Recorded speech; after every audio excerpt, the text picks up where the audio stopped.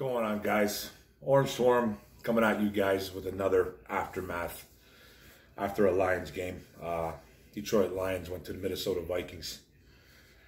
Had an away game. Minnesota took the L, lost 34-20. This is the aftermath. I wanted to do this video right after the game yesterday, but I actually held myself from doing it because I probably would have got banned from YouTube. I was hot. Words couldn't describe how mad I was. I'm just sick of this team. Sick of this team giving me this up and down feeling every week, every other week, man. It's too much. It's just too much, man. But we'll get to that in a bit. We'll go with the numbers, guys. We'll go with the numbers right now. Stafford went 23 for 32, 211 yards, a touchdown, 2 horrific picks, 2 terrible red zone picks. This guy that was playing well in the first half, I think even at one time he had 16 straight completions. He was playing well, and he had a complete, absolute meltdown in the third quarter. Got sacked twice, but he had a meltdown in the third quarter, and it just seems like he's been doing this all year. It seems like he's been doing this all year. He's having game-changing interceptions, game-changing fumbles, whatever he's doing. And you know what, man? I've been a huge Stafford apologist my whole life. I have been.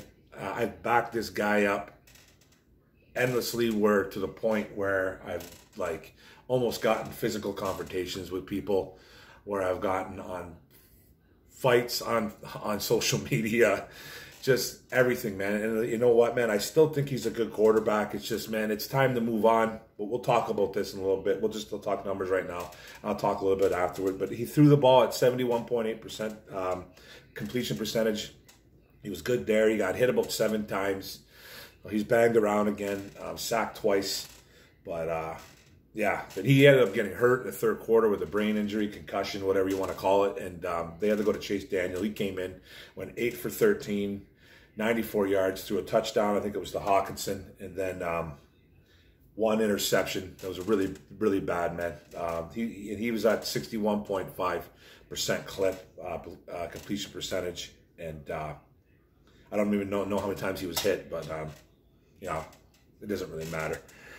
The Kirk Cousins, he went 13 for 20. All he had to do was throw the ball 20 times, because when you got a running back like Dalvin Cook, that's absolutely gashing your defense. You don't need to throw the ball. For 220 yards, 3 touchdowns, 0 interceptions, and he was only sacked once.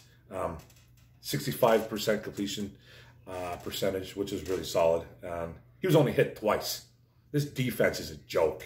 So he was only hit twice. Okay, and then our rushing. DeAndre Swift went 13 carries for 64 yards, 0 touchdowns, 4.9 YPC, yards per carry. He was looking good yesterday. Adrian Peterson, 8 for 29, 0 touchdowns. He's at a 3.6, not that bad. Kerryon Johnson had 4 carries for 29 yards. He was at a 7.3 percentage YPC. And then Chase Daniel went 1 for 5. And then Amendola had a carry for 2 yards. Their running game was kind of there. They had over 129 yards rushing, roughly around 129 yards rushing. So they were running the ball decently, but the wheels fell off. The Vikings, this is fun. Their rushing game was pretty good. Dalvin Cook had 22 carries for 206 yards and 2 touchdowns. He was running, his average was 9.4 yards a carry. That's not a mistake either. 9.4 yards a carry, by the way. Okay? That's what it was. That's insane, man. That's college. That's college numbers. You know what I mean? That's what college kids do. They rush for like 9.4 and up a carry. That's sickening. And I got to wake up this morning. And still see Matt Patricia still as the head coach. This is his defense, man. This is his defense. He's still the head coach of this football team. How is he still the coach of this football team? How? Does somebody want to explain it to me? Seriously, man. Explain it to me. 2 weeks in a row that your defense has 10 men on the field, too. 2 weeks in a row. Last week on the 2-point conversion, which Indy converted. And then this week on, Cook's 77-yard touchdown run. 10 guys on the field. You idiot. Patricia, that's on you, man. That's on you. You know what I mean? That's on you and Corey Unlin. How does that happen 2 weeks in a row? How does it even happen in the NFL? That's high school junk, man. That's high school. That's so high school. They don't even do that in college. You know what I mean? Absolute buffoonery. Alexander Madison, 12 carries for 69 yards, no touchdowns out of 5.8 yards per carry. So he was running the ball like crazy too. But they didn't even need him. They didn't even need him. 275 yards on the ground. 275 yards on the ground the Vikings had. They didn't even need Kirk Cousins. They didn't even need him. You know what I mean? You don't need guys like that. You don't need your quarterback. This defense is a joke. Okay, on to the receiving, man. Danny Amendola led the way with 7 catches for 77 yards and 10 targets. Marvin Jones had 3 catches for 43 yards and a touchdown on 4 targets. Hawkinson had 5 catches for 39 yards and 1 touchdown from Chase Daniel on 8 targets. Kerryon Johnson went 3 for 36 on 3 targets. DeAndre Swift, 3 catches for 33 yards. Cephas, 2 for 31 on 2 targets. Swift had 5 targets, by the way. Marvin Hall went 3 for 28 on 5 targets. Peterson, 3 for 14 on 5 targets. And then Kabinda and Jesse James had a catch each on 1 target. Kabinda had 4 yards. James had 0 yards on the catch. The Vikings here, their weapons, their receiving core. Justin Jefferson, the rookie from LSU, he went 3 for 64, no touchdowns on 4 targets.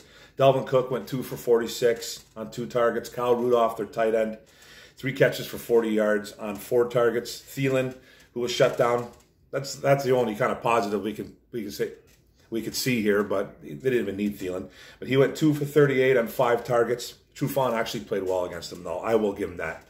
Trufant had a good game. Amir Abdullah had 1 catch for 22 yards and a touchdown. Of course he did. You know what I mean? Former line. Of course he did. Involved in 1 play and he gets a touchdown on 1 target. Of course. And then Irv Smith, their other tight end, 2 catches for 10 yards and 2 touchdowns on 4 targets. Pathetic.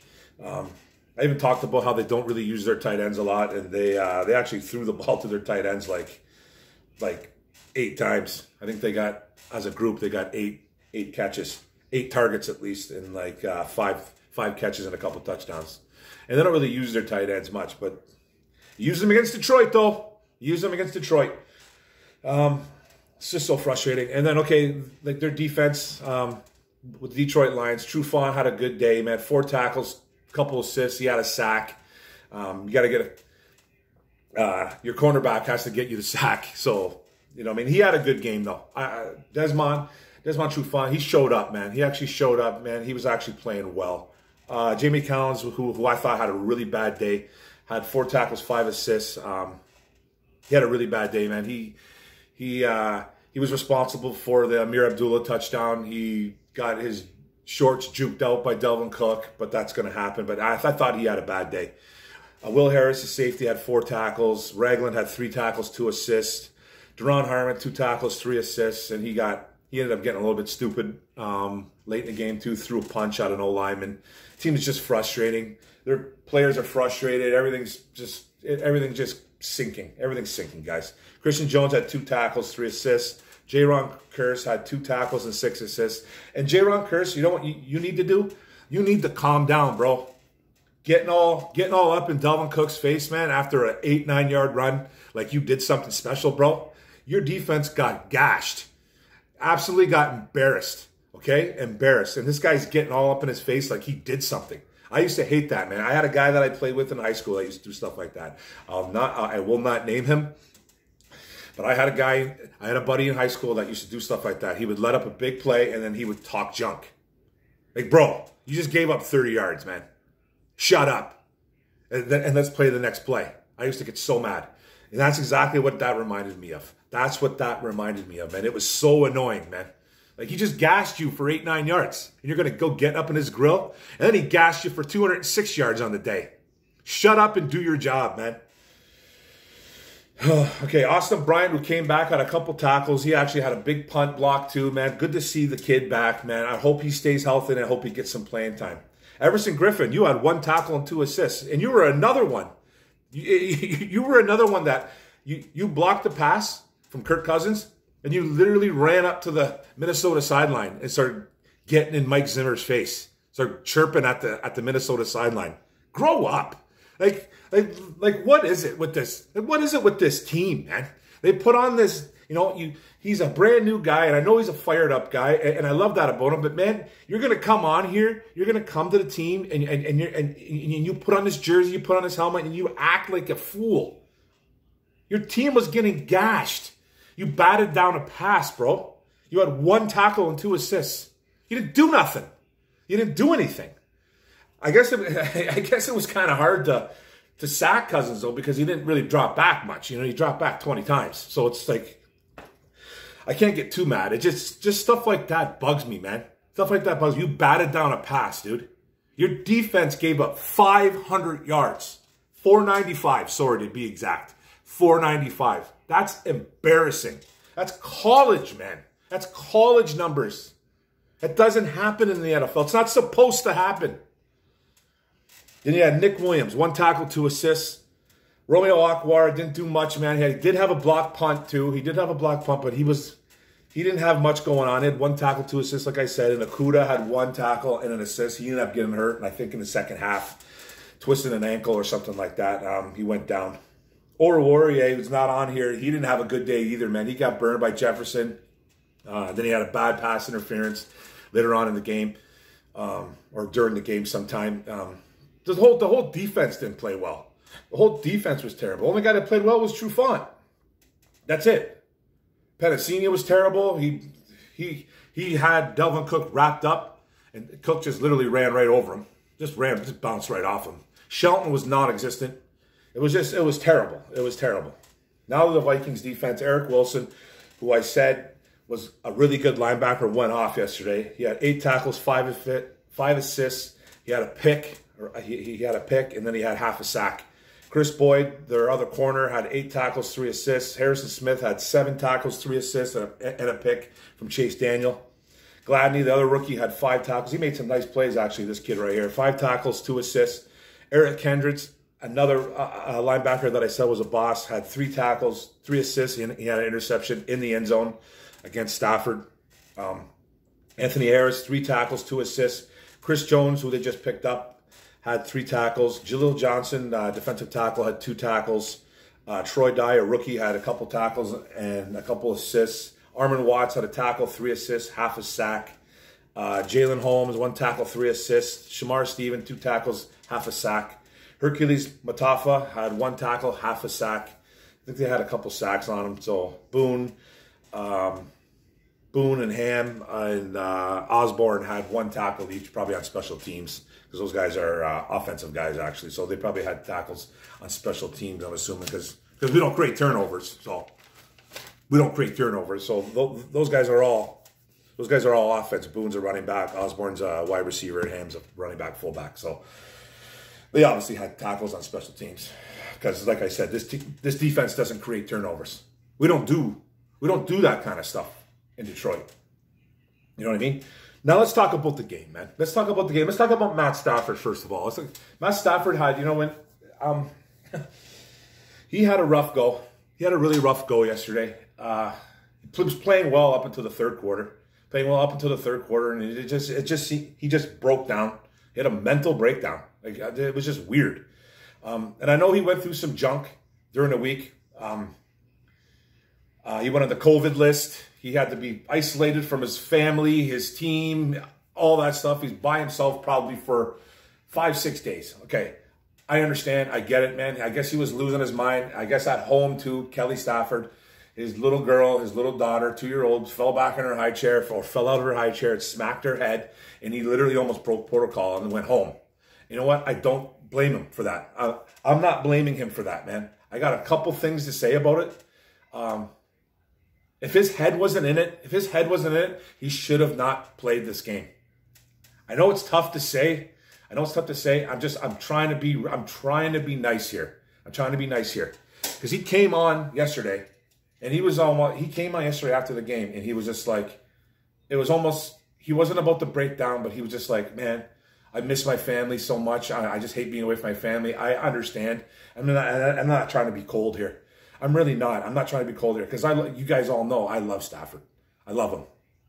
But if his head wasn't in the game, maybe he shouldn't have played. I know it's easy for me to come on here and say that. You know what I mean? Because you know what I mean? I don't play professional football, and it's just easy for guys like me to make that comment. I understand. But I'm just saying, if your head wasn't in the game, but his head was in the game for the first 2 quarters. So I guess I'm going to just throw that all out the window. You know what I mean? I would have went, personally, I would have went home. If I would have been him, I would have went home. If my little girl, I'm surrounded by girls here, okay? I'm surrounded by girls. I have 2 girls, and I have a wife, and I have a boy cat. But I'm surrounded by women, man. I am surrounded by women in this house, and if any of my girls got hurt or anything happened to them and I was away and something happened, I'd bolt home in 5 seconds. I would just come home. And Stafford almost did. He literally called Bob Quinn and told Bob Quinn that he was leaving the hotel. He's like, I'm leaving. I'm going home to be with my family. My little girl just banged her head. And I guess it was serious. I guess she banged her head and her eyes were rolling back in her head. Had to call an ambulance. Kelly Stafford got somebody to come over to watch as she went to the hospital with her little girl. If that would have been me, like I said, I would have shot home and wherever I was. I don't care if I was in Egypt. I'd be coming home, okay? So his head might have not been in the game. And I'm not trying to make excuses for this guy. I'm not trying to make excuses for this guy, but it's every week, man. Every week something's going on. Every week something's going on with him. You know what I mean? Every week something. And I'm not even really talking about his personal life. I'm not talking about just something on the field. He always has that little window where he has an absolute breakdown. He has a breakdown mentally. I don't know what he's thinking. It's just he doesn't seem to be in it this year. He's not in it. There's something about it, man. He'll have a good couple quarters, and then he'll have a really terrible 3rd, 4th quarter. Or vice versa. He'll have a good 3rd and 4th and have a terrible 1st or 2nd. It's been like that all year, especially this year. We all know about Stafford's inconsistencies. We all know about how Stafford throws the ball away and how, you know what I mean, he takes a bad sack. But this year has been really, really, you could see it big time. It is time to move on. It's time to move on. And I'm the biggest Stafford supporter going, guys, okay? Biggest Stafford supporter on earth. I am, okay? I really am, man. But it's time to move on. It's time. Right now, we currently sit at 12th in the draft order. Forget about getting Trevor Lawrence. Forget about getting Justin Fields, okay? Forget about that. Forget about that. You might have a shot at Trey Lance, but I'm not a big believer in tanking for Lance, whatever it is. Tanking for Trevor, tanking for Fields. I'm not a big fan on that, okay? I'm not a big fan on that. So, they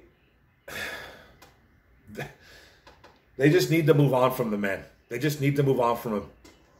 He can't put a cape on every week. And you know what? I feel sorry for the next guy. I really do. I feel sorry for the next Lions quarterback. I actually do. I agree that it's time to move on, but I feel so bad for the next quarterback that comes here. Because this fan base is delusional. This fan base just doesn't get it. They just don't. You know what I mean? Like, they just don't get it. Stafford every week has to put on a cape. And he's not that guy. He's not that guy. Yeah, he has his 4th quarter comebacks. But he can't do it every single time. And he gets no help. He gets no help. 500 yards of defense against them. He just gets no help from his defense. None. So it's all on him and the offense. Every single week, normally. You know what I mean? We've had a couple wins this year where our defense helped out big time. Yes, they did. They did help out big time. Thank God. Like, you know what I mean? Because, like, you have to have a little bit of pressure off him. But pressure is on him 90% of the time. I don't care what anybody says. And you know what? It sounds like I'm apologizing again for it, and I don't care. I don't really care. But I'm ready to move on. I'm ready to move on from him. I'm ready to move on from him. And it's almost to a point where I can't wait to see the next guy. I can't wait to see the excuses that this fan base makes for the next guy. Is it going to be all on him too? When this defense lets up 500 yards of offense? When they can't stop a high school kid from getting touchdowns? Or running through them with ease? Because that's what it is. 500 yards of... Like, I'm on social media, and I look, and I don't see nothing about the defense. Every single person blames... It's like almost every single hater blames the quarterback. Like, 500 yards of offense Minnesota had. And I'm going to keep repeating it until it goes in your small brains, man. Like, seriously. Like, I don't know what to say. I don't know what to say. He's not going to be perfect.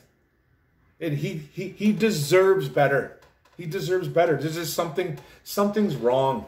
It's 12 years. Something's wrong this year. Something's wrong this year. He has mentally checked out. Mentally checked out. You know what I mean? I don't know what they're going to do. I don't know what they're going to do. There's really nothing much to talk about in this game. There's really nothing much to talk about in this game, though. Dalvin Cook ran all over them. That's it. You want a recap of the game? Dalvin Cook destroyed them on the ground. And so did Alexander Madison with his 5.8 yards per carry. You know what I mean? 206 yards on the ground and 2 touchdowns for Dalvin Cook at a 9.4 YPC. That's embarrassing. Vikings offense on their weapon side didn't do nothing. Justin Jefferson with 3 catches for 64 yards.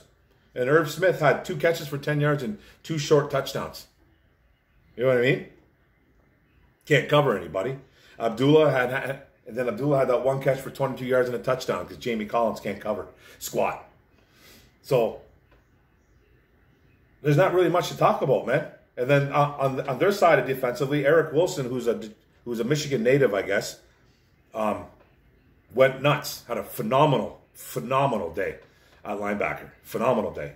And so did Eric Kendricks, the other linebacker, had a really solid day. Both of those guys had interceptions. Red zone interceptions, by the way. Eric Wilson actually had half a sack as well, too. So they had a good day. Harrison Smith had a good day for them. So the only thing positive I can say about that we did, the only thing positive I can say is that Desmond Trufant had a good game. Tell me about any other defensive guy, and I can't. I can't sit here and pretend to tell you that anybody else had a good game. Trufant had a good game. He shut down Thielen. Not that they needed him, but he shut him down. He did. He shut him down pretty good, and he had a sack. On a nice corner blitz. Receiving for us, Danny Amendola had a decent day. 7 catches for 77 yards. Marvin Jones got in the end zone. Hawk got in the end zone again. He's starting to... That kid's a monster. I don't understand why they don't use him more. They did target him 8 times, though. But he needs to be used more. They need to run that kid into the ground. But they won't. They won't, man. Because they're just clueless. You know, and then I tell you, like, I wake up, man. I wake up and I just, for some reason, I thought Patricia would be fired. And then I didn't really hear his post game, but I read a little bit of it, and it's just, all it is a bunch of words thrown into a blender, right? It doesn't even make, he doesn't even make any sense when he talks. He doesn't answer any questions. Oh, we need to be better. We need to tackle better. Dalvin Cook got in the second level. Yeah, no guff, bro. like, you know what I mean, man? No, I just pulled out the no guff. Bro, that's from the 80s. No guff. My God. Like, I want to say another word, but, I can't. Like, he doesn't answer questions. He's a buffoon. 2 weeks in a row. 10 guys on the field. You're supposed to have 11, buddy. You're supposed to have 11, and you got 10. 2 weeks in a row. How does that even... Division III college doesn't even do that, bro. That's high school stuff. That's high school junk, man. High school. Your high school, Matt Patricia. I can't believe he's still the head coach here. I can't. I literally can't believe it. He's a joke. He needs to go, man. He needs to go. And Sheila Ford, this ownership they have no balls. They have no nuts. They're gutless. They are absolutely gutless. They make me sick. This guy should be fired. Start the process now. Okay? Make this shot glass the head coach and work on getting one next year. I don't care who's the interim head coach right now. I don't care. Do something, Sheila Ford. You're an enabler. That's what you are. It's like a guy with a drug problem. You keep giving him money. You keep giving the guy money, and you keep telling him everything's okay. Oh, you're going to pay your rent with this money? Oh, okay. Okay. Oh, you're going to do this with this money? Oh, all right. It's the same with Matt Patricia. Oh, we're going to get you this guy, and you promise you're going to be better? Oh, you're going to do this, and you're going to do this? Oh, you promise you're going to be better? No, he's not going to be better. He's a joke. He does not know what he's doing. He doesn't know what he's doing. He doesn't know. That's the funny thing about it. He does not know. And the Bears lose yesterday. The Bears lose. You have a chance to catch up to the Bears. Have one game behind the Bears. But no, man, you can't beat the 2-5 Minnesota Vikings. Your team's a joke, Patricia. You're a joke. You're 0-10 against the Bears and Vikings. 0-10. Like 2-15 versus the NFC North. And you're still our head coach. It's never going to change here. Never. It's never going to change here, man. It just won't. Nothing's going to change. This guy can't even, he can't even get fired here. Hey, you want a job, people? You want a job? Go apply and be a head coach for Detroit Lions, because you'll never get fired. You're guaranteed 3-4 years. You know what I mean? You're guaranteed.